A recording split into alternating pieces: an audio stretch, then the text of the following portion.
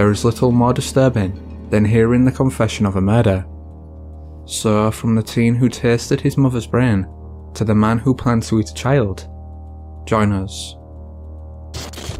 Oh yeah, this is about to be insane, bro. Got all the vibes. Yeah, I got all the vibes. I can't let you run. A nigga can't let you run. This rock star life got me on another high. It's fucking with my mind. All these drugs on my mind. I got all the vibes. Yeah, I got all the vibes. I can't let you run. A nigga can't let you run. This rock star life got me on another high. It's fucking with my mind. All these drugs on my mind. Getting to the back. What's good? Dark Knight Gang in this thing. Gang, gang. Hey, bro, today I'm about to do a video titled 4 Extremely Disturbing Interviews with Evil People. Y'all requested it. Don't trip, ignite. Got y'all. This should be a great video. I'm going to enjoy myself. I'm in the clouds. You already know what's up. I hope you guys enjoy yourselves as well. This is the last video I'm dropping today. 4 reactions. They all were fire. I hope you guys enjoyed them as well. I'm going to see you guys tomorrow. Have a great day. Have a great weekend. Y'all know y'all the bros. I hope you're enjoying life. I'm going to do another update video maybe in like a month or 2, and we could just talk. But anyway, let's hop into this video. Shout out to the gang. Let's go. On March 27th, 2014, 18-year-old Kevin Davies brutally murdered his mother, 50-year-old Kimberly Hill. In an interview, he explained that after he'd asked for her permission to commit suicide, he was surprised that she reluctantly agreed. Seemingly because of this, Davies then killed her. I tried to strangle her with a cord, ripped the cord from a video game console controller. That didn't work. She was sitting on the couch watching TV. Okay. That didn't work out too well. She started screaming, and so I went to her room, opened a drawer at the very bottom to the right. I pulled out a hammer. I went back into the living room, and well, you kind of get the gist from there. And she was out pretty quickly. So when you dragged her to the living room, to the bedroom, you kept that? So he did that to his mom with a hammer. Sheesh.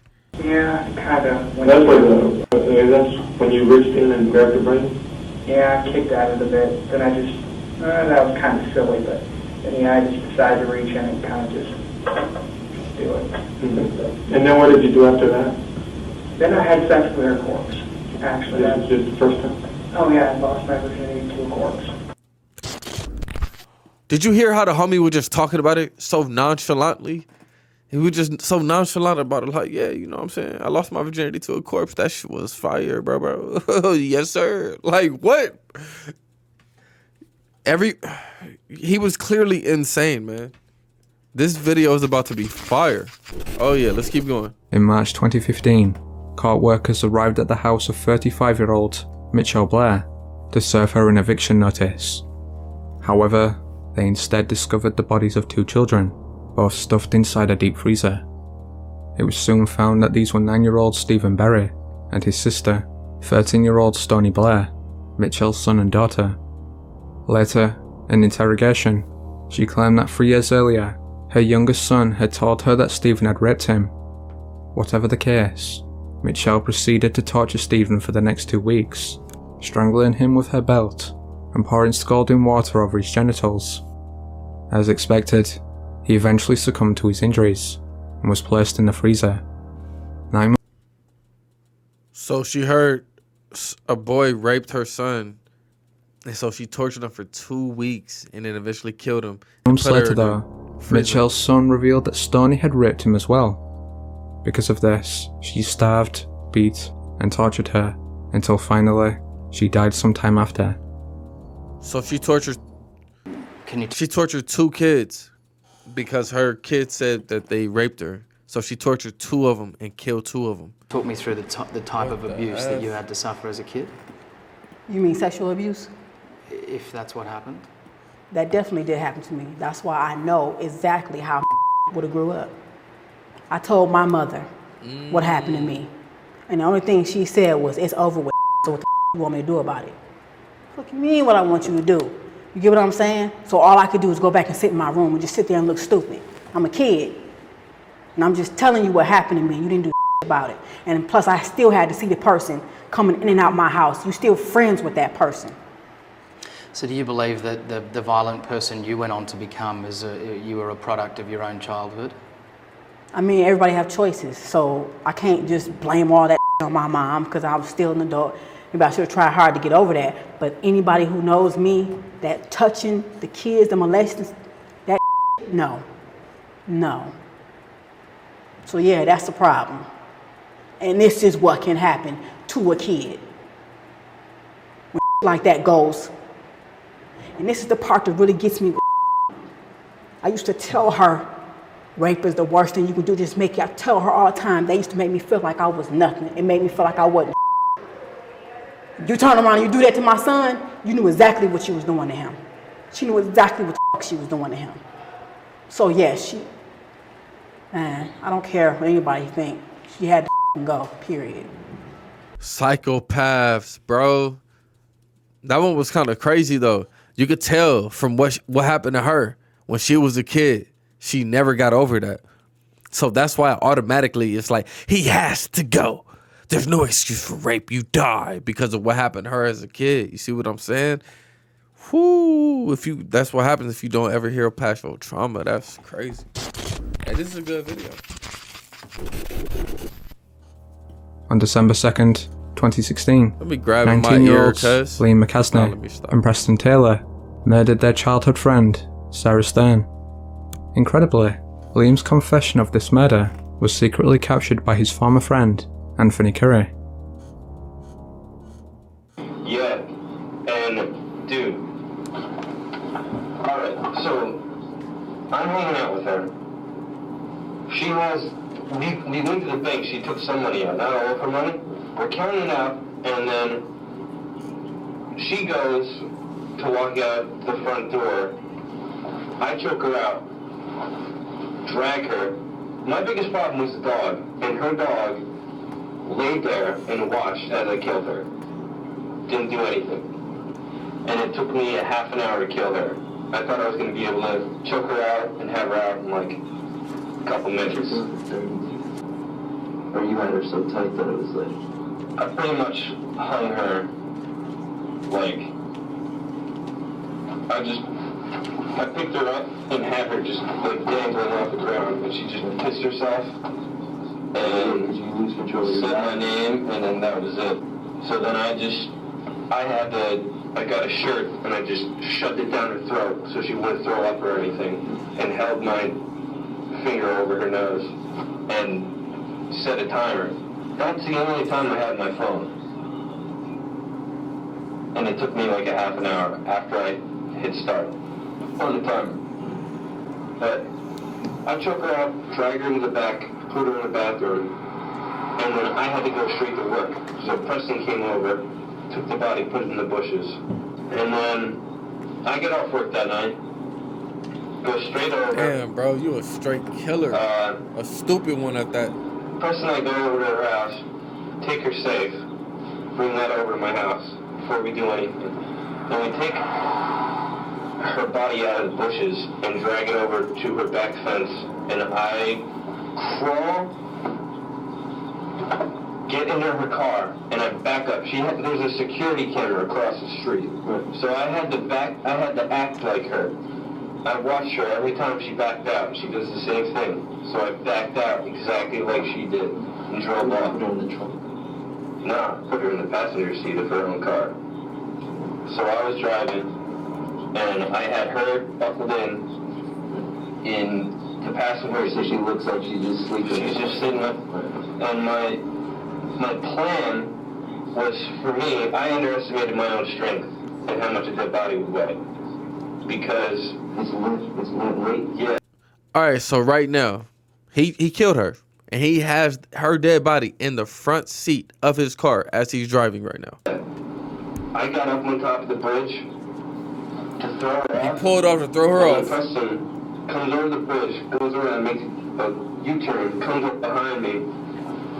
The two of us throw the body over, and then we're out. You always think you're going to try these new things and you're going to change. But why did you kill her? It just doesn't do anything. It's weird.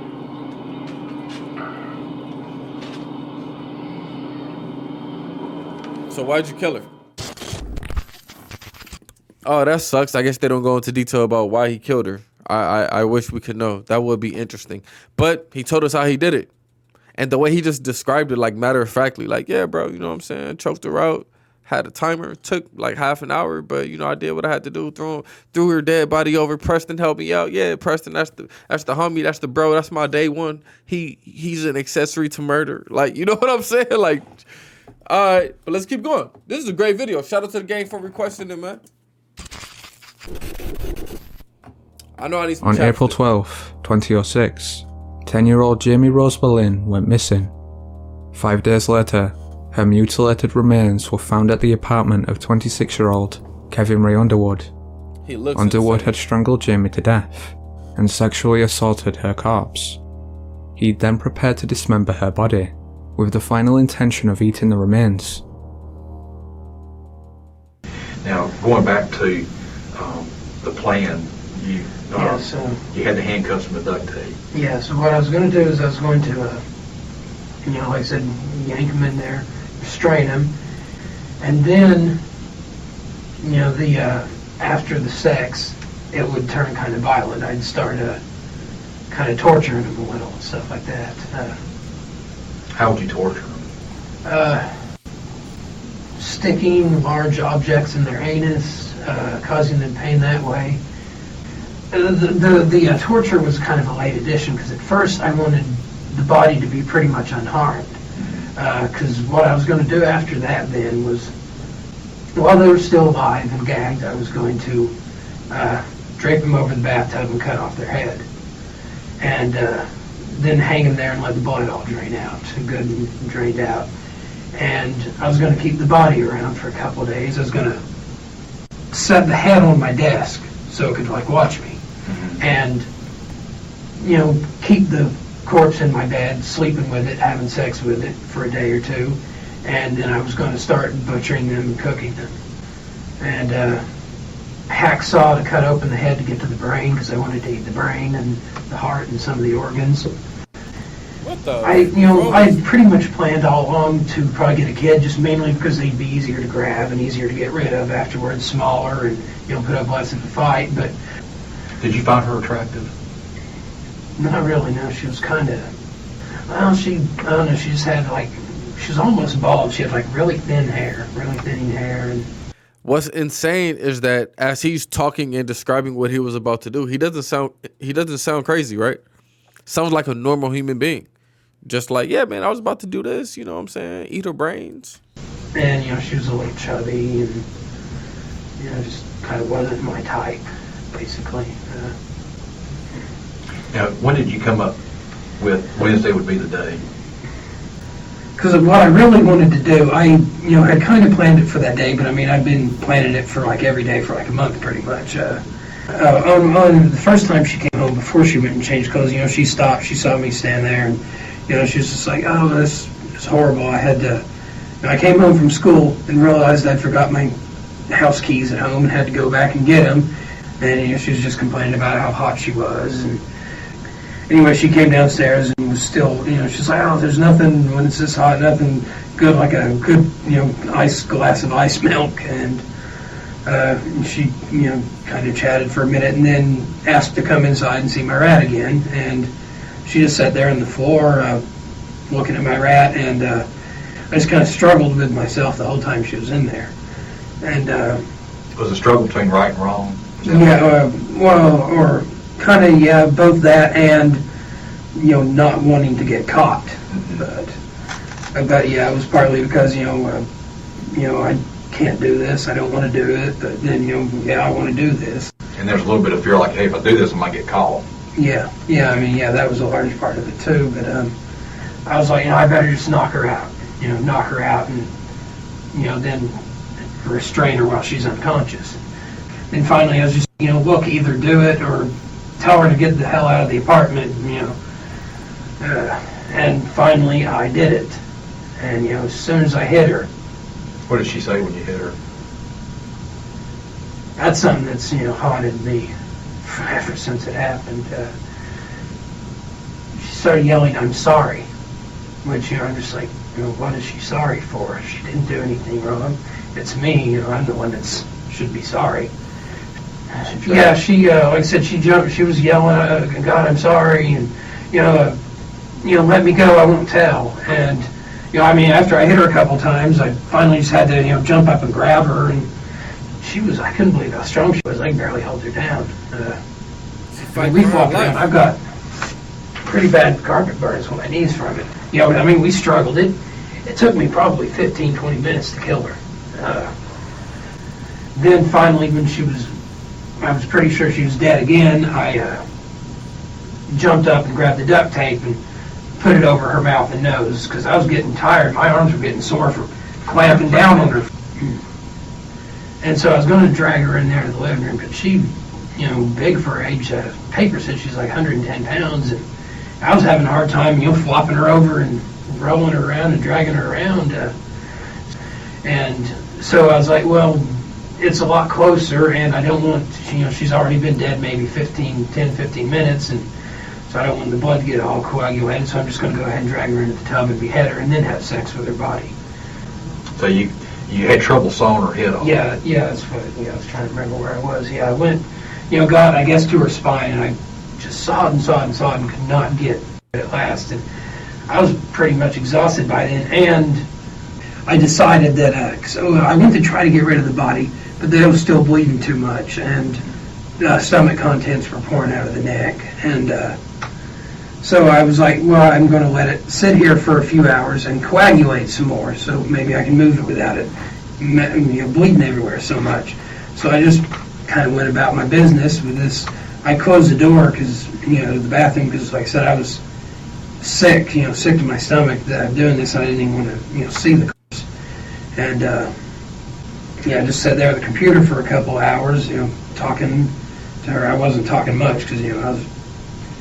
Well, then about that same time, I was talking to her, but I was also occasionally stepping outside, helping them look for the girl. And then, like I said, I was stepping out there occasionally, acting, like I was keeping a watch for her in case she came back while Dad was gone, and talking to the manager and all that and stuff. And, I hope they find her soon. It's horrible. Just kind of setting up and making myself look concerned. And then, I went inside and finally finished cleaning up the body. Great video. I basically gave my reaction throughout, but let's talk about that last one really fast. Like I said throughout this whole video, just hearing these evil, disgusting, disturbing people speak about the crimes that they commit, and to see that they have no remorse for them, and for them to justify in their brains what they did and to make it seem like it's okay, it kind of makes me not feel sorry for them. Like the fact that they're in jail, because it's like, yeah, man, they're absolutely insane. Like that last person just talking about everything that he did. Yeah, you know what I'm saying? I was going to do this. I did that. I did that. Did this. Like, it's all willy-nilly. Like, everything's fine. It's just like, bro, yeah, you out of your mind, cuz. Great video, though. Shout out to the gang. Everybody have a great day. Have a great weekend. I'm going to see you guys next time. Yeah. I love y'all. You already know what's up. Peace.